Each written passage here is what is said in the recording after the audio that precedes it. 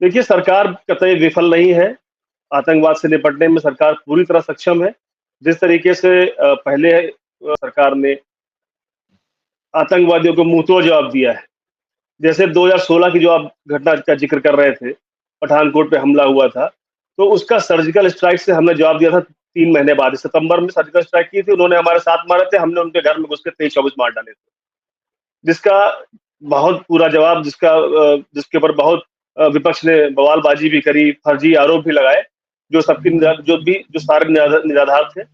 इसी तरीके से पुलवामा में जो स्ट्राइक हुई थी, पुलवामा में जो हमला हुआ था, उसके ऊपर भी तत्काल हमारी सेनाओं ने एक्शन लेकर के एयर स्ट्राइक्स करी, आतंकवादियों को खदेड़ा, आतंकवादियों को मारा। और विगत 3-4 वर्षों से ऐसी कोई बड़ी घटना नहीं हुई थी। अभी जो रिसेंटली रियासी में घटना हुई है, कठुआ में हुई है, मैं समझता हूँ कि चूंकि वहां पे लोकसभा के अभी चुनाव हुए हैं विगत दिनों में, और वहां पे भारतीय अलगाववादी जो वहां पे ताकतें हैं, उनकी बेसब्री है, उनका डर है, उनके अंदर भय व्याप्त है कि भारतीय जनता पार्टी के लोग यहाँ पे एमपी बन रहे हैं, तो कहीं ना कहीं आगे भविष्य में घाटी और पूरा जम्मू एंड कश्मीर का, जम्मू और श्रीनगर का क्षेत्र शांति की राह पे चलेगा। पूरे देश की तरह जैसे हर जगह खुशहाली है, वैसे यहाँ भी खुशहाली होगी। शायद ये डर है जो जो डर इस आतंकवादी हमले के रूप में आपको देखने को मिल रहा है, और ये बहुत ही निंदनीय है, क्योंकि बेचारे जो यात्री हैं, जो दर्शनार्थी हैं, जो श्रद्धालु हैं, उनका कोई दोष नहीं होता है। वो शिवखोड़ी मंदिर में दर्शन करने गए थे, वहां से लौट रहे थे, उस पर उन पे आतंकवादी हमला किया गया, बस को टारगेट किया गया। अभी तक देखा जाता था कि ये एक आम धारणा होती थी कि आतंकवादी हो चाहे माओइस्ट हो, वो निर्दोषों की हत्या नहीं करेंगे। लेकिन अब ये हम देख रहे हैं कि अब चूंकि इनके बड़े जो लीडर्स हैं, लगभग सभी समाप्त हो चुके हैं, जो पाकिस्तान में या अफगानिस्तान में बेस्ड थे, जिनके कैंप, जिनके टॉप लीडर्स थे, वो लगभग सारे मारे जा चुके हैं। या तो अमेरिका ने मारा है, या तो भारत ने मारा है, या किसी भी कारणों से। तो अभी छोटे छोटे जो नए आउटफिट्स हैं, ये अपनी अपनी मौजूदगी दर्ज कराना चाहते हैं, और जो एक वैक्यूम क्रिएट हो रहा था आतंकवादियों के बड़े संगठनों की कमी से, उसको शायद भरने के प्रयास में इसीलिए छोटी घटनाएं कर रहे हैं। और ऐसी छुटपुट घटनाओं के लिए मैं आपसे ये वादा करता हूँ, ये आश्वासन देता हूँ कि हमारे देश की सरकार, जम्मू कश्मीर के एलजी साहब, सिन्हा जी, और हमारी जो आर्म फोर्सेज हैं और सिक्योरिटी एजेंसीज हैं, वो सब मिल करके सारी घटनाओं का रिव्यू कर रही हैं, और सारी घटनाओं के जो इनपुट्स मिल रहे हैं, उनके ऊपर एक लेआउट बना करके, खाका तैयार करके बड़ी कार्रवाई करने की तैयारी भी है। जो भी इसमें दोषी है, जो भी संगठन इसमें दोषी है, जैसे इस घटना का जो जिम्मेदारी लिया है वो रेजिस्टेंस फ्रंट ने लिया है, तो जो भी लोग उसके कमांडर्स या उसके लोग पाए जाएंगे, या जो लोकल सपोर्टर्स होगी, उनके सबके ऊपर कार्रवाई करी जाएगी, और ऐसी घटनाएं दोबारा नहीं हो, ये सुनिश्चित किया जाएगा। बाकी ये सिर्फ अलगाववादी ताकतों का डर है।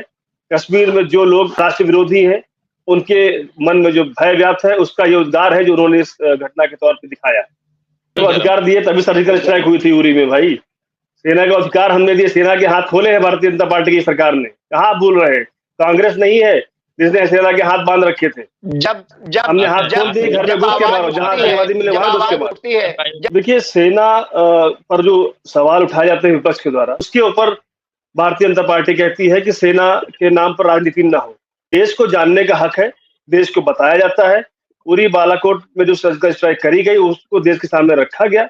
वो जब देश के सामने रखी गई, तभी विपक्ष ने आरोप लगाया कि आप सेना की कार्रवाइयों के ऊपर वोट मांगेंगे, सेना की कार्रवाइयों का महिमामंडन कर रहे हैं। तो जब आप कहेंगे तो हम बताएंगे, तब भी आपको दिक्कत है। आप कहेंगे हम नहीं बताएंगे, तब भी आपको दिक्कत है। तो ये तो वो बात हो गई कि करो तो बुरा, ना करो तो बुरा। दूसरी बात ये, जो प्रश्न आपका अजीत डोभाल जी के लिए या देश के रक्षा मंत्री, गृह मंत्री जी के लिए, उसमें मैं ये कहना चाहूंगा कि सारे जो सूत्र हैं, जो रक्षा तंत्र है, जो एजेंसियां हैं, उनके इनपुट्स के ऊपर रिव्यू होकर के सारी कार्रवाइयां हो रही हैं, सारे लेआउट बन रहे हैं, और यूनिफाइड कमांड जो जम्मू कश्मीर में है फोर्सेस का, उसकी बैठक और रिव्यू भी एलजी साहब ले रहे हैं। जो कार्रवाई करने वाली है सेना, उन सारी कार्रवाइयों को पहले से नहीं बताया जा सकता। सुरक्षा के दृष्टिकोण से कारण होते हैं, उन सबको पहले उजागर नहीं कर सकते। लेकिन जो कार्रवाइयां होंगी वो पूरा देश देखेगा, वो पूरा प्रतिपक्ष देखेगा, इसमें कोई दो राय नहीं है। और रही बात इस बात की कि क्यों हो रहा है, तो देखिए, कहीं भी फुल प्रूफ सिस्टम लागू करना बहुत मुश्किल है। देश बहुत बड़ा है, 140 करोड़ की आबादी है। हमारे देश में जितने प्रदेश हैं, उतने बड़े बड़े तो कई सारे देश हैं। तो इस सबको एक साथ चलाना आप 1980 मंडई मसकर से ले लीजिए, मणिपुर वाले से, तमिलनाडु में हुआ, तमिलनाडु में तो प्रधानमंत्री जी की हत्या हो गई, राजीव गांधी जी की। 84 में इंदिरा गांधी जी की हो गई। पंजाब में अलगाववादी ने अपना झंडा गाड़ रखा था। तो ये सारी घटना इतने बड़े बड़े काल 70 सालों में जो दुर्भाग्यपूर्ण स्थिति हमारे देश की रही है, उसको सही करने में समय लगेगा नीरज जी। 10-20 वर्ष का समय बहुत ज्यादा नहीं होता है, अभी 10 वर्ष हुए हैं। और आप जो कह रहे हैं कि ये क्यों हो रहा है, ये नहीं होगा। मैं आपसे वादा करता हूं, इसी मोदी 3.0 में आप देखिएगा, पीओके जिसको बफर स्टेट बना के रखा है और वहां से पाकिस्तान अपने मिलिट्री ऑपरेशन को ऑपरेट करता है। पीओके को जब हम भारत में शामिल कर लेंगे, अखंड भारत की जो हमारी परिकल्पना है उसको पूर्ण करने के रास्ते पर चल रहे हैं, और पीओके जब देश का हिस्सा बनेगा और वहां पे असेंबली के इलेक्शन होंगे, वहां पे आपकी सरकार होगी, तब आप ये देखेंगे घटनाएं नगण्य हो चुकी होंगी, जीरो हो चुकी होंगी, और पाकिस्तान की कोई हैसियत नहीं है जो आगे इस चीज को स्पॉन्सर करे। पाकिस्तान में आप पाकिस्तान आज खाने को लाले उसको है, उसके यहाँ पेट्रोल 2000 रुपए लीटर बिक रहा है, आटा 1500 रुपए किलो बिक रहा है, सिलेंडर 5000 रुपए का बिक रहा है। तो पाकिस्तान तो खत्म होने के कगार पे है। आप देखिएगा अब आने वाले 10 वर्षों में पाकिस्तान का नामो निशान इस भूमंडल से मिट जाएगा। वो किस देश के नक्शे में शामिल होगा ये तो भविष्य के गर्भ में है, लेकिन आप देखिएगा पाकिस्तान जैसा दुष्ट जो राष्ट्र है, हमारा दुश्मन है, वो धरती पे कहीं रहेगा ही नहीं। आप देखिएगा आने वाले समय। तो ये तो बहुत बढ़िया जा रहा है कि 10 साल सुधार है नीरज जी, सुधार है नीरज जी। बड़ी कोई घटना नहीं हुई 5-7 घटनाओं के अलावा। कांग्रेस में 90 घटनाएं हुई, 4 से 14 के बीच, हमारे में 10-12 हुई। नीरज जी, मुंहतोड़ जवाब के लिए मैं आपको बता दूं कि जैसे यामीन भाई कह रहे थे अभी कि इंदिरा जी ने पाकिस्तान के 2 टुकड़े करे, तो मैं कहना चाहता हूं मुझे विश्वास है कि इंदिरा जी ने 2 टुकड़े करे थे और हम टुकड़े टुकड़े करके पाकिस्तान को अपने में मिला लेंगे। पाकिस्तान की जमीन को अपने साथ रखेंगे कि अखंड भारत का जो सपना है वो पूरा किया जाएगा। ये आप देखिएगा आने वाले समय में होगा ही। और जो इन्फिल्ट्रेशन की बात आप कर रहे हैं या हमारे साथी लोग कह रहे हैं कि कैसे उनकी हिम्मत होती, कैसे घुस आते हैं, तो मैं कहना चाहूंगा इतिहास गवाह है कि हर देश में, हर प्रदेश में, हर राजतंत्र में, हर समाज में जयचंदों की बहुत बड़ी भूमिका होती है। आज भी कुछ ऐसे जयचंद हैं जो घाटी में हमारे बीच में हैं, जिनको हमें पहचानना है, जो हमारे बन करके भी सांप, आस्तीन का सांप बन करके पाकिस्तान में अपने बैठे आकाओं से वहां अपने जानने वालों को यहाँ बुलाते हैं और फिर उनसे घटनाएं करवाते हैं। जी, मैं इंटरप्ट करना चाह रहा हूँ आपको। नीरज जी, मैं जयचंद से मेरा तात्पर्य सेना से नहीं था। मेरा जयचंदों से तात्पर्य उन लोगों से है जो अलगाववादी ताकतों का समर्थन करते हैं, जो क्षेत्रीय लोग हैं, जो खाते हिंदुस्तान का है, खाते भारत का है और गाते पाकिस्तान का है। मेरा तात्पर्य उन लोगों से है।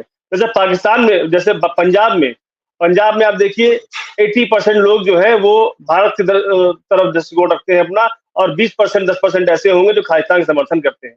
हर परिवार में एक आधा ऐसा आदमी हो सकता है जो बाकी लोगों से मतभेद रखता हो अपना।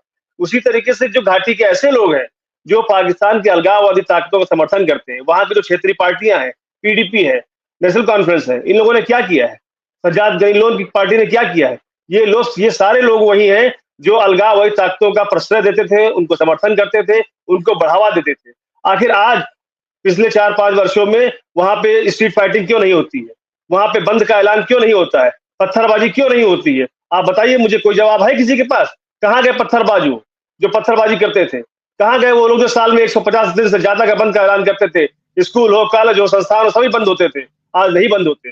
तो सरकार ने, भाजपा की सरकार ने, केंद्र सरकार की सिक्योरिटी एजेंसी ने वहां पे शांति की बहाली करी है, उसमें बहुत बड़ा योगदान किया है, इसलिए वहां पे शांति व्यवस्था कायम है। आज वहां पे लोकल जो वहां के लोग हैं उनको फायदा मिल रहा है, वहां की इकोनॉमी डेवलप हो रही है, वहां के लोग, वहां का टूरिज्म डेवलप हो रहा है। पिछले वर्ष 1,88,00,000 लोग वहां पे उसमें गए थे टूरिज्म के माध्यम से। इतना बड़ा टूरिस्ट का वहां पे इनकमिंग है। तो ये सब इसलिए हो रहा है क्योंकि वहां पे व्यवस्थाएं धरने पे आ रही हैं, वहां पे अलगाववादी ताकतों की कमर तोड़ी जा रही है, टूटी है, बहुत हद तक उन्हें नष्ट कर दिया गया है। आज आप देखिए जो घटनाएं हो रही हैं उसमें कोई ऐसा बड़ा कमांडर का नाम नहीं आता है, क्योंकि जो रिनाउंड लोग थे वो नहीं है। अब क्या है, जो लोकल के लोग हैं, जो लोकल के, जैसे यहाँ बॉर्डर के पार किसी की रिश्तेदारी है और उसका यहाँ पे अलगाववादी उसका मानसिकता है, तो उसने वहां उससे मिलने आया। क्रॉस बॉर्डर में तो होता ही रहता है कि लोग रिश्तेदारियों में आते हैं जाते हैं। अब अगर कोई रिश्तेदार आ रहा है और यहाँ पे घटना करके चला जा रहा है तो उसकी जिम्मेदारी तो उठानी पड़ेगी ना। अलगाववादी मानसिकता के लोग हैं जो जम्मू और श्रीनगर घाटी में रहते हैं, हो रही है दुर्घटना, उनको ठिकाने लगा दिया गया है। 30 सेकंड रजन भाई, विपक्ष की कहीं कोई कमी अगर हो जाती है या दुर्घटनावश कोई घटना घट जाती है, तो उसका ये तात्पर्य नहीं होता कि हर जिम्मेदार व्यक्ति से इस्तीफा ले लिया जाए। यामीन जी, वो बहुत ही जिम्मेदार और बहुत ही सुलझे हुए, बहुत ही कूटनीतिक व्यक्तित्व है अजीत डोभाल जी, और वो अपना काम तो पूरी शिद्दत और पूरी मेहनत से, पूरी संजीदगी से करते हैं। और जो घटनाएं पाकिस्तान से ऑपरेट हो रही है, उनका कड़ा जवाब, मुंह तोड़ जवाब भारत की रक्षा एजेंसियां देंगी, और जो भी इसमें शामिल है वो जो है दंडित किया जाएगा। उसको मेरा काम है विपक्ष में रह करके, और कई घटनाएं हो गई है, इसलिए मैं कह रहा हूँ। ठीक है यामीन जी, ठीक है। नहीं, वो बात आपकी ठीक है, लेकिन अगर वो हर जिम्मेदार आदमी इस्तीफा दे देगा तो फिर काम कौन करेगा? इसलिए वो इस्तीफे की बात नहीं, वो काम होगा। और आप देखिएगा भारत की जो रक्षा एजेंसियां हैं, भारत की सुरक्षा एजेंसियां काम कर रही हैं, और पाकिस्तान में घुस के मारने का हम दोबारा से काम करेंगे अगर कहीं से कोई घटना हुई है।